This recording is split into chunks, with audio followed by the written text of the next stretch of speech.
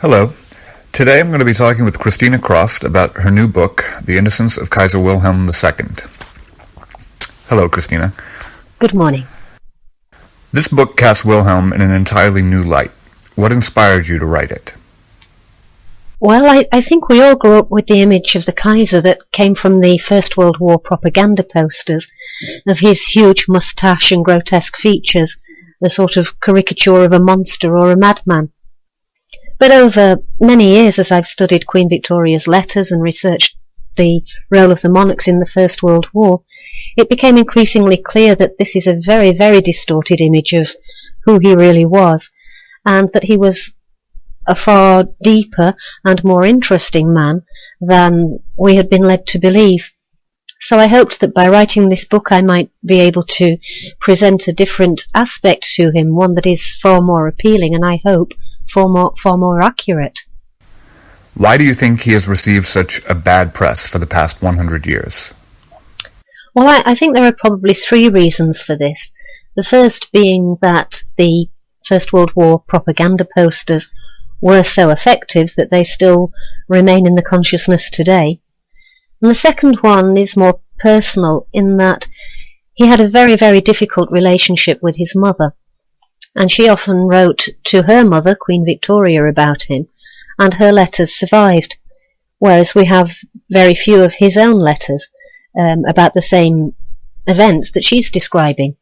And therefore we get a very one-sided view of him, and I think it's quite an inaccurate view in many ways, because so much of it is really expressing his mother Vicky's personal opinion and exasperation at times. The third reason I think is probably the most significant, and that is that it pays to present a monarch who was overthrown, and his entire dynasty was overthrown, and he was forced into exile, as a tyrant or a madman.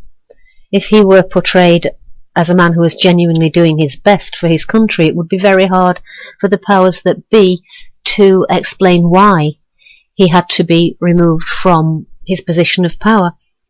And that, of course, was one of the stipulations that the 14-point Woodrow Wilson's 14 points insisted upon for the creation of an armistice, that he and his dynasty had to go, and the country would no longer be an autocracy. So obviously it paid to paint him in a very, very poor light, and again that image persists to this day.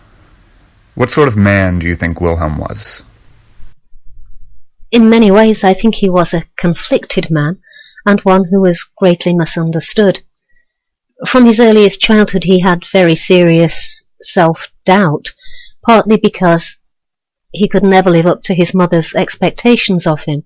His mother, Queen Victoria's eldest daughter Vicky, was intellectually brilliant, and all of her children disappointed her in that they couldn't live up to her own academic standards.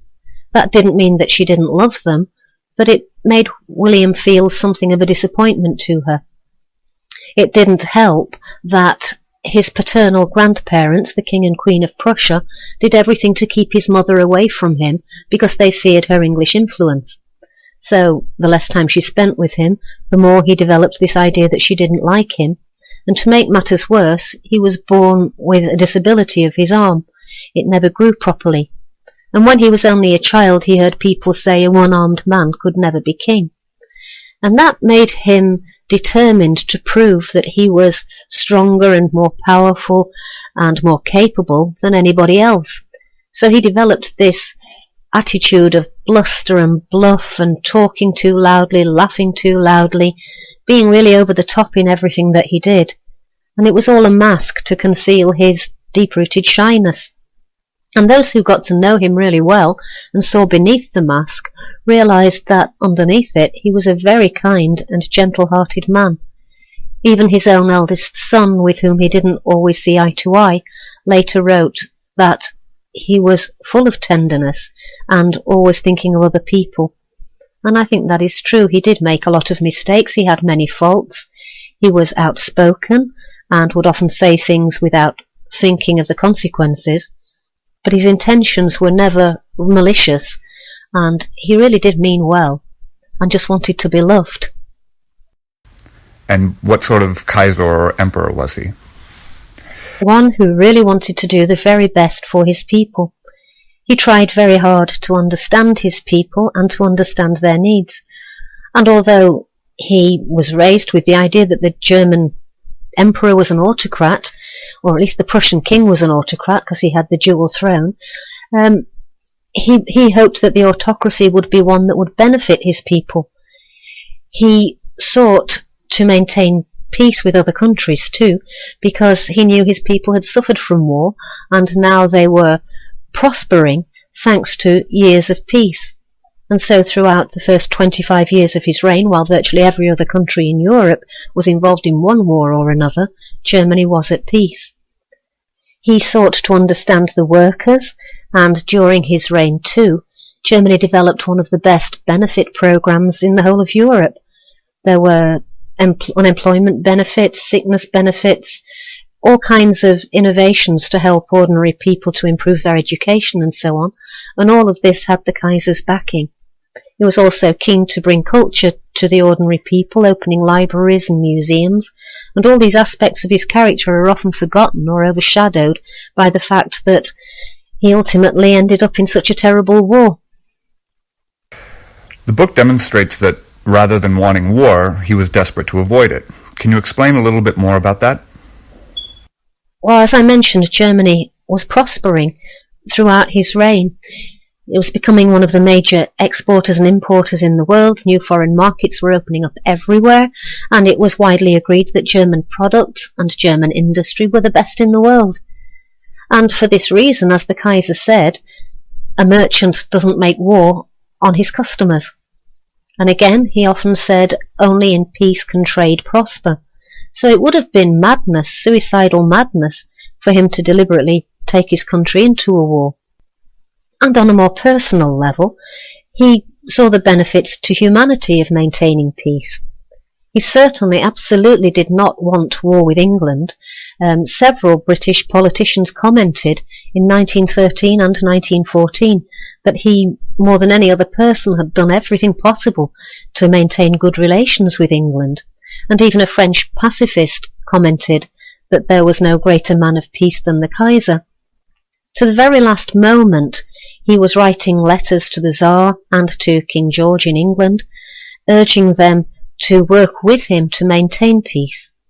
And when war did break out, an American commentator noted, there was no more sorrowful man in the world than the Kaiser when he realized that war could not be avoided. As an English person, during your research, what shocked you most about what you discovered? Oh goodness, there are so many shocking aspects to this story.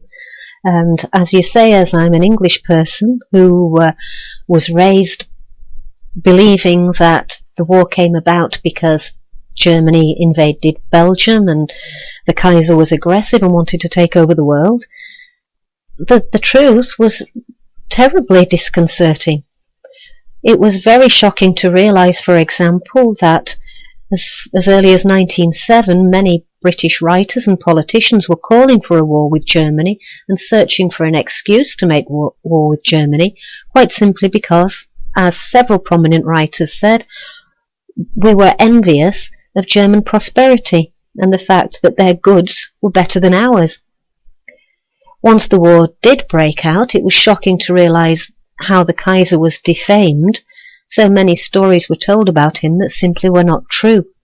It was never mentioned, for example, that his own generals sidelined him on many occasions, not because he was a madman or because he was incompetent, but as one first-hand witness said, they were afraid of the Kaiser's kind heart.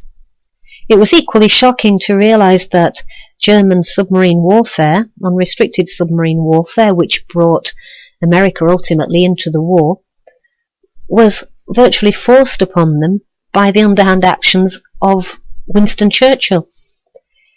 When the war broke out, a blockade was placed around Austria-Hungary and Germany in an attempt to starve the civilians into submission. The Kaiser's fleet was kept in the harbour and only the submarine fleet could get out. But initially, whenever they attacked a British vessel, and they only attacked naval vessels, they gave plenty of warning, and allowed the crew to escape, often taking them themselves to safe havens. And then Churchill ordered the British vessels to fly neutral flags, so the German submarines would let them pass, but as they came close enough to the submarines, they would then raise the Royal Navy ensign and attack the submarines. And this happened so often that the submarine commanders were no longer able to protect their own men, and so automatically fired on any ship after giving due warning, and for this they were condemned. For several months they stopped doing that, but again they kept being attacked and had no alternative but to defend themselves.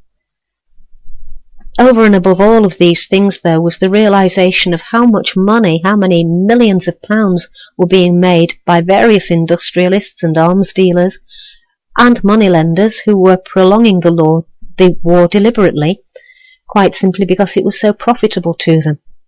There are many, many more shocking aspects of this story, but obviously there isn't time to go into them all here. I was particularly fascinated by his opinion of Hitler. Could you say a little bit more about that? I think it's very unfortunate that in many people's minds the Kaiser is almost equated with Hitler or like a precursor of Hitler. But in fact, from his own writings, it was obvious how the Kaiser saw Hitler as the complete antithesis of himself. He actually gave an interview about him in 1938, in which he said, "There is a man alone, a man without family, without children, without God. He builds legions, but he doesn't build a nation. A nation is created by families, a religion, tradition. It's made up out of the hearts of mothers, the wisdom of fathers, and the joy and exuberance of children." And then he went on to say that Germany under Hitler was an all-swallowing state, disdainful of human dignities and the ancient structure of our race. He spoke of German poets and musicians and all that Hitler seemed to be destroying, and he ended by saying, "But of our Germany, which was a nation of poets and musicians and artists and soldiers, he has made a nation of hysterics and hermits, engulfed in a mob and led by 1,000 liars or fanatics." So he was obviously very much against Hitler, and any suggestion that he was in any way supportive of the Nazis is obviously a complete untruth. All in all, his story is rather tragic, isn't it? It is. It's terribly tragic, because here is a man who I do believe meant well and really could have been an excellent Kaiser, but for 100 years he has been seen in such a terrible light, and I can only hope that my book goes some way to creating a more accurate image of him, and one that I think he genuinely deserves. Thank you very much.